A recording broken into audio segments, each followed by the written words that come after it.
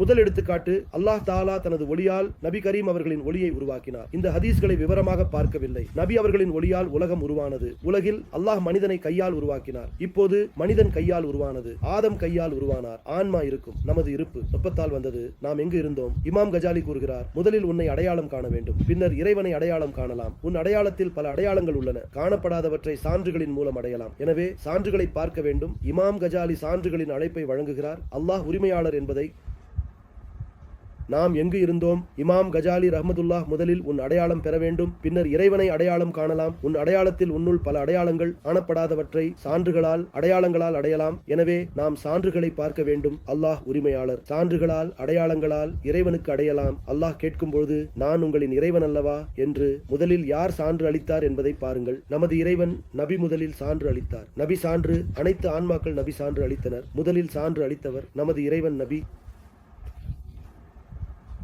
அல்லாஹ் தாலா கேள்வி கேட்கும்போது, நான் உங்களின் இறைவன் அல்லவா என்று முதலில் யார் சான்று அளித்தனர் என்பதை பாருங்கள். நமது இறைவன் நபி கரீம் ஸல்லல்லாஹு அலைஹி வஸல்லம் அவரே முதலில் சான்று அளித்தார்.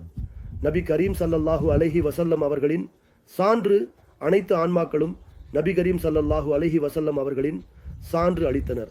நபி கரீம் ஸல்லல்லாஹு அலைஹி வஸல்லம் அவர்கள் கூறினார், நீதான் இறைவன். நபி கரீம் ஸல்லல்லாஹு அலைஹி வஸல்லம் சான்று ஆன்மாக்களும் சான்றளித்தனர்.